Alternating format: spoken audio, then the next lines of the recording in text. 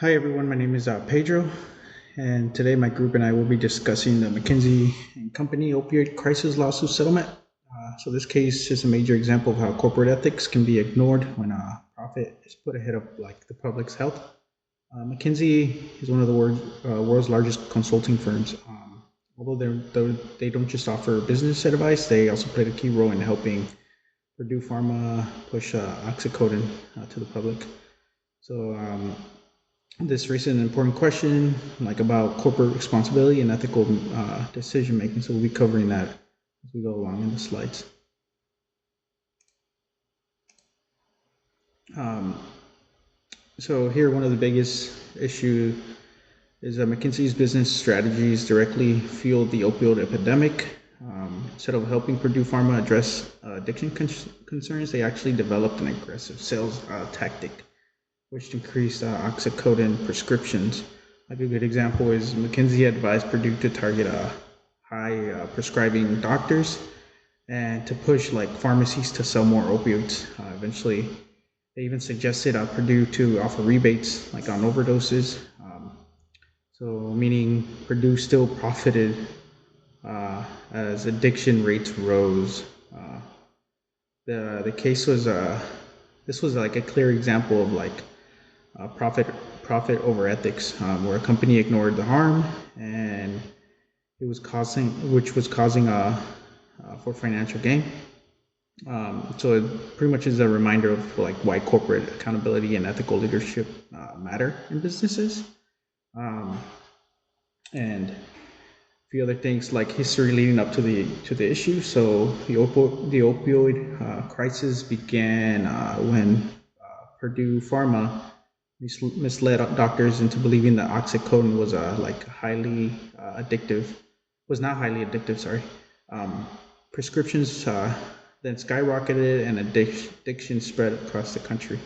McKinsey pretty much stepped in to help Purdue fight regulations and even encourage selling higher doses of oxycodone to increase profits. And eventually they pleaded guilty, or Purdue pleaded guilty in 2007 for misleading the public. And then McKinsey kept advising them like on how to maintain sales.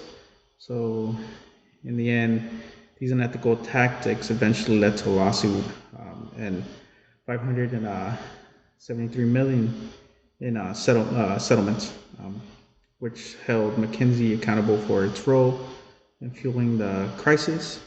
So this case shows the dangers of putting profit again ahead of public safety or concerns.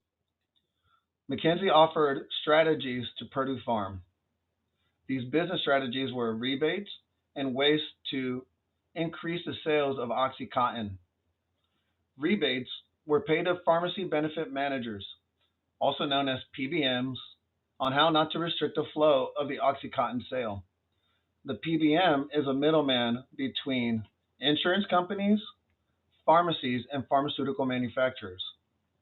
The middleman was a way for Purdue Pharma to bypass states' plan to prevent insurers from limiting the prescription of the drug. Rebates are typically offered in exchange for improved marketplace. Rebates were offered to PBMs when the drug price increased from Purdue Farm. That allowed the PBM to charge a higher price for out-of-pocket patients. Purdue Farm did not do the same for the government. They would keep the drug at a premium for Medicaid.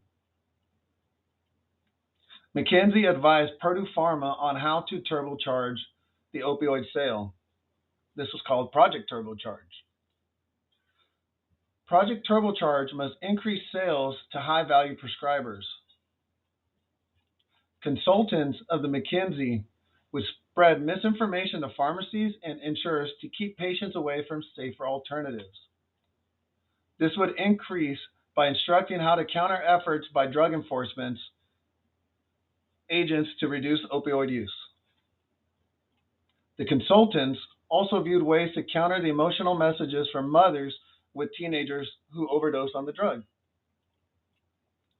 McKinsey's solution was to bring in patients to emphasize how the drug helps reduce and relieve pain. The executives of McKinsey knew and were aware of the potential harm because emails and supporting documents surfaced, showing that McKinsey failed to uphold ethical responsibility. McKinsey guided other opioid manufacturers to follow what Purdue Farm was doing.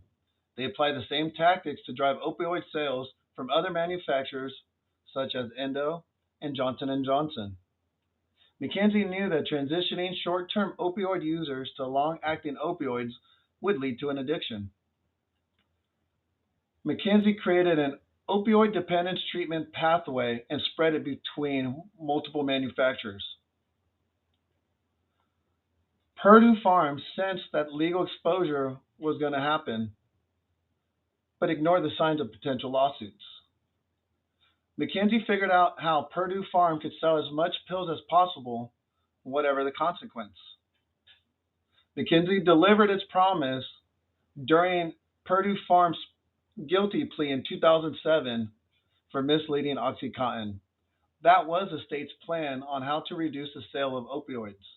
McKinsey's efforts helped triple the sales of Purdue Farm during that guilty plea. Although the rules that were broken could be a presentation in and of itself, I think that Mackenzie's actions in this opioid crisis reveal a pattern of deception, negligence, and profit-driven motives. These actions represent a clear violation of professional ethics and corporate responsibility.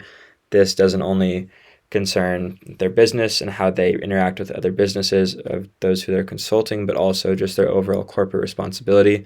Um, they owe a duty to those who their clients help, their clients' customers, and everybody else that was involved in this whole entire scandal, which includes those who are taking medication and just everybody who was impacted along the way. And then, bottom line, they ignored the foreseeable harm caused by their consulting practices. They didn't think of people as people. They thought of them as a profit and more of a number sign for what they can get from them. So when correlating the aspects of this business venture of McKinsey to what we've learned about in class so far, I think that the main concept that held for me was that they kind of took a classic view on corporate social responsibility rather than a socioeconomic view.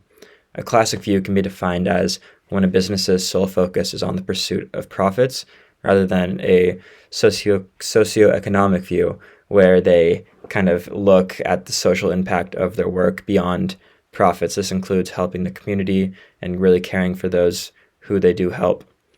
As well, McKinsey's actions did not meet the triple bottom line or the 3 Ps of performance. They didn't really put forward, obviously they looked after profit. They didn't think of the planet or, and most importantly, the people that they were helping. And again, this directly violates their code of ethics.